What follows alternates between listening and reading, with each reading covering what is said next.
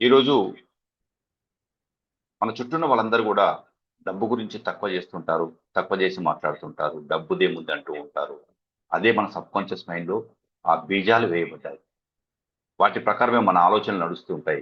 వాటి ప్రకారమే మనం డబ్బుని అశ్రద్ధ చేస్తూ ఉంటాం. వాటి ప్రకారమే డబ్బుని తక్కువ చేసి మాట్లాడుతూ ఉంటాం. కానీ డబ్బు అనేది మనకు అడుగడుగున అవసరమే. ఇప్పుడు కొంతమంది స్పిరిచువల్ ప్రదేశాల్లో డబ్బు గురించి మాట్లాడకూడదు. డబ్బు ఉంటే అది పెద్ద పాపం. డబ్బు ఉంటే మన ఆలోచనలు మారిపోతాయి. మనకు అహంకారం వస్తది. ఇవన్నీ నెగిటివ్ అభిప్రాయాలు. ఇవన్నీ మిత్స్, వాస్తవాలు కాదు. మన భక్తి చేసినా, ఏ మార్గంలో ఉన్నా, ఎక్కడ ఉన్నా డబ్బు అనేది ఖచ్చితంగా అవసరమే. డబ్బు అనేది అవసరమే.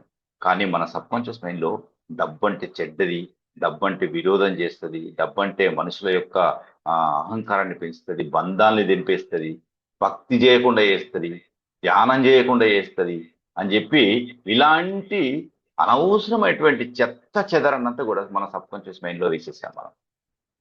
Yes or no? ఇదే కదా మనం ఆలోచించేది డబ్బు పట్ల. మన డబ్బు పట్ల వ్యవహరించే విధానం ఇదే కదా! అందుకే డబ్బంటే గిట్టదు మై డియర్ ఫ్రెండ్స్. డబ్బంటే ఎవరికి గిట్టదో, డబ్బు గురించి మాట్లాడితే ఎవరైతే వినడానికి ఇష్టంగా లేరో వాళ్ళ దగ్గరికి డబ్బు రాదు. మన దగ్గర దరిద్రాలుంటాయి గుర్తుంచుకోండి డబ్బు రాకుంటే. మన దగ్గర డబ్బులు లేకుంటే మన అవసరానికి ఎవరు డబ్బివ్వరు. మన కష్టం వచ్చినప్పుడు ఎవరు హెల్ప్ జేయరు. కాబట్టి డబ్బు అనేది చాలా ప్రధానమైనది. ఎంతమంది ఇప్పుడు నేను కరెన్సీ తీసుకోమన్నాను గదా! నిజాయితీగా చెప్పండి. నా చేతిలో డబ్బులు పట్టుకున్నాను. ఎంతమంది తీసి పక్కకు పెట్టారు దీన్ని? నిజంగా చెప్పండి. చేతుల నుంచి ఎంతమంది తీసి పక్కకు పెట్టారు? హ్యాండ్ రైజ్ చేయండి. ఇగో ఇదే డబ్బంటే గిట్టదు. డబ్బంటే ఎలర్జీ మనకు. డబ్బు చేతిలో పట్టుకొని కూర్చోవడం కూడా మనకు చేత కాదు. ఎందుకో తెలుసా? మన సబ్‌కాన్షియస్ మైండ్ ఏం చేస్తది? ప్రోగ్రామ్ అయిపోయింది కదా! తీసి పెట్టేయడ అని చెప్తది. ఎందుకో తెలుసా? అందులో అదే విత్తనాలు నాటబడ్డాయి. ఇది ఒప్పుకోము మనము. ఇది ప్రాక్టికల్. అందుకే మీకు నేను కింద పెట్టమని చెప్పలేదు. కింద పెట్టమని చెప్పలేదు. నోట్‌ని తీసి పక్కకు పెట్టమని చెప్పలేదు. అయినా మనకు ఎలర్జీ. ఇప్పుడు మన జేబులో ఒక 10,000 బెండలుందనుకోండి. రూ. 100 బెండలుంది. 10,000 బెండలు తీసి పెట్టుకొని ఉంటే నిజంగా మనకు మనసేం చెప్తది? అది ఎప్పుడు తీసేయాలా? ఎప్పుడు తీసేయాలా? ఎప్పుడు తీసేయాలా అనిపిస్తదా లేదా? ఎవరికైనా చెప్పండి. అనిపిస్తదా లేదా? అదే ఎలర్జీ అంటే. మనకు తెలియకుండానే ఎలర్జీ స్టార్ట్ అయిపోయింది మన డబ్బు పట్ల. మై డియర్ ఫ్రెండ్స్, ఇవే కావాలి. డబ్బుని ఎప్పుడు ఆకర్షించడం కావాలి. డబ్బుని ఎప్పుడు చేతిలో పట్టుకోవడం కావాలి. డబ్బుని ఎప్పుడు మనం అట్రాక్ట్ చేయాలి. ఇది చాలా ప్రధానమైనటువంటిది. ఇది మనం రోజు ప్రాక్టీస్ చేస్తున్నాం. రోజు ప్రాక్టీస్ చేయాలి కూడా. ఓకే. మరోసారి తీసుకోండి. మరోసారి తీసుకోండి. సారీ డబ్బు. నేను అశ్రద్ధ చేశాను. సో నాకు తెలియకుండానే తీసి నేను పక్క పెట్టేశాను అని దానికి సారీ చెప్పండి. సారీ చెప్పి పక్క పెట్టేసుకోండి ఇప్పుడు.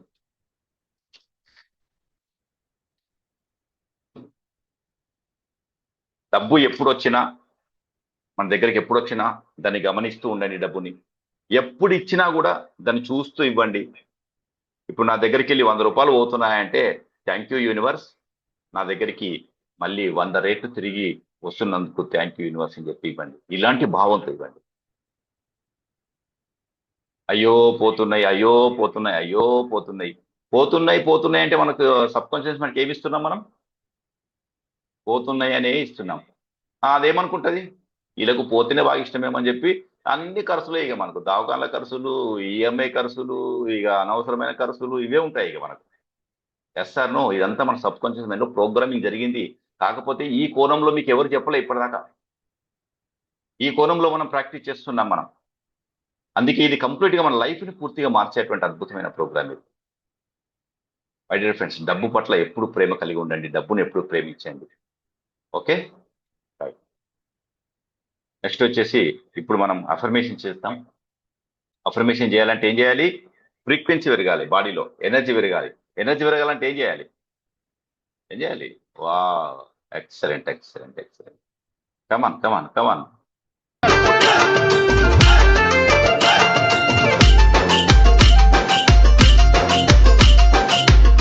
తీయండి అఫర్మేషన్స్ తీయండి.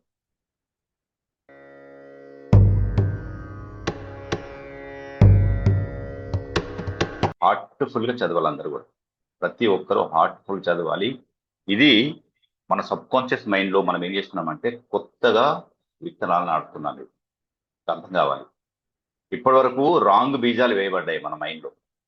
కాబట్టి వాటిని తొలగించేసి ఇప్పుడు కొత్తగా రీవైరింగ్ చేస్తున్నాం, కొత్త వైర్ చేస్తున్నాం, పాత అన్ని కట్టేస్తున్నాం రోజు మనం. ఎట్లా? డబ్బు ఉంటే చాలా చెడ్డది, డబ్బు బాగా కష్టపడితేనే వస్తుంది, లేదు, చాలా ఈజీగా వస్తుంది. ఎక్కువ డబ్బు సంపాదించే వాళ్ళు ఎవ్వరు పని చేయట్లేదు, ఆలోచనలతో స్మార్ట్ వర్క్ చేసి సంపాదిస్తున్నారు. మీరు గమనించండి కావాలంటే. ఎవరైనా సరే బాగా కష్టపడే డబ్బు రాదు, బాగా చెమటంపి పనిచేసిన వాళ్ళకి డబ్బు రాదు. డబ్బు వస్తుంది, మామూలుగా వస్తుంది, కూల్ డబ్బులు వస్తాయి. కానీ జీవితాన్ని మార్చుకునేది డబ్బు ఎవరికి వస్తాయంటే దాన్ని ప్రేమించిన వాళ్ళకి, దాన్ని బాగా చూసి ఖర్చు పెట్టిన వాళ్ళకి, జాగ్రత్తగా వాడుకున్న వాళ్ళకి, ఇదంతా తెలుసుకున్న వాళ్ళకే డబ్బు బాగా వస్తుంది. ఇదంతా మన మైండ్లో రాంగ్ బీజాలు వేయబడ్డాయి చిన్నప్పటి నుంచి. అదంటే పెద్ద దయ్యము, భూతము, దాన్ని పెద్దగా పట్టించుకోవద్దు, మన భక్తి మార్గంలో ఉన్నాము. ఇంకా కొంతమంది ఏం చేస్తారంటే మనం భక్తి మార్గంలో ఉన్నాము, డబ్బు గురించి మాట్లాడొద్దు, మనం దాని గురించే మాట్లాడాలి. మరి భక్తి మార్గంలో ఉంటే మరి ఇప్పుడు అంతే సంసారం కథ ఎట్లా వెళ్ళాలా? ఇవన్నీ బాధ్యతలు నిర్వర్తించాలంటే డబ్బే కావాలి కదా. మెజర్ థింగ్స్, ఇది వెరీ వెరీ ఇంపార్టెంట్. కాబట్టి ఇవన్నీ అవసరమే. కాబట్టి దాని మీద కూడా మనం ఫోకస్ చేయాలి. డబ్బు సంపాదించే దాని మీద కూడా ఫోకస్ చేయాలి. డబ్బును కూడా సంపాదించాలి. ఓకే. ఇప్పుడు డబ్బు వద్దు అనేది ఎవరనాలి తెలుసా? డబ్బు బాగా సంపాదించి పెడితే వనాలి. ఇప్పుడు అన్ని రకాలుగా మీ పిల్లలకి ఏమి ఇబ్బంది లేదు, ఈ రోజు మనకేమన్నా అయిపోయినా కూడా మా పిల్లలు రోడ్డు మీద పడరు సార్.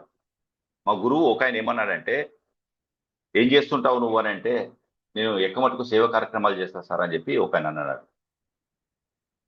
అంటే నేనేమన్నానంటే, వెరీ గుడ్, సేవ కార్యక్రమాలు చేయాలనేది చాలా మంచి పని. అది సేవ చేయడం అనే ఆలోచన కూడా చాలా గొప్పది. కానీ నువ్వు చేసే పని పట్ల నువ్వు ఎంతవరకు యాక్టివ్గా ఉంటావు, ఎంతవరకు ఫోకస్ చేసి పని చేయగలుగుతావు అంటే, లేదు సార్ నేను పని పట్ల మామూలుగానే ఉంటాను, కానీ నాకు సేవాభావం నాకు చిన్నప్పటి నుంచి అదే అలవాటు అయిపోయింది సార్ అంటే, వెరీ గుడ్. మరి నీకు ఒక పని చెప్తాను నేను, ఒక మాట అడుగుతాను, నేను క్వశ్చన్ అడుగుతాను. ఏంటంటే, నీకు ఉన్నట్టుండి ఏమన్నా అయిపోతే నీ ఇంటోళ్ళు నీ మీద ఆధారపడకుండా ఉన్నారా లేదా? ఉన్నట్టుండి ఏమన్నా అయిపోయి మన లోకం నుంచి వెళ్ళిపోతే నీ ఇంటోళ్ళు రోడ్డు మీద పడరు కదా. వాళ్ళకి అన్ని హాయిగా సెటిల్ చేసి పెట్టేసినావు కదా. ఏడా సార్ ఏం సెటిల్ చేస్తావు, ఇంకా అన్ని బాకీలే ఉన్నాయి. బాకీలు ఉన్నప్పుడు ఇంకా సేవా కార్యక్రమం ఏంది? నాకు అర్థం కాను. ఫస్ట్ నిన్ను నువ్వు ఉద్ధరించుకో, ఫస్ట్ సేవ తర్వాత.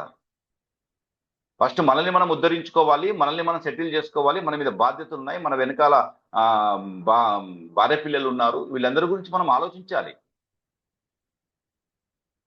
లేదు, మనం భక్తి మార్గంలో ఉన్నప్పుడు ఇవన్నీ శాశ్వతం కాదు, ఇవన్నీ శాశ్వతం కానప్పుడు లగ్గం ఇంటికి వేసుకున్నావు మనం, పొరలను ఏంటికి కన్నావు మరి?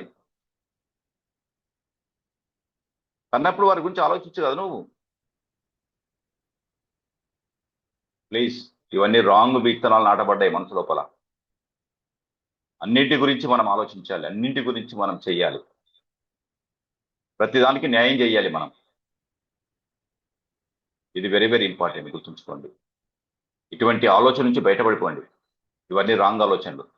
కొంతమంది చెప్తుంటారు, ఇప్పుడే సన్యాసం తీసుకొని చెప్తుంటారు మొత్తం. అంటే భక్తిలో ఉన్నటువంటి ఆ మార్గంలో మళ్ళీ కొంతమంది చెప్తుంటారు, ఏం చేయొద్దు, మనం 24 గంటలు మన మనసు లోపల భగవంతుని స్మరించాలి, 100% చేయాలి. కానీ మన బాధ్యతల్ని కూడా నిర్వర్తించాలి దాంతోపాటు. ఇది చాలా ఇంపార్టెంట్.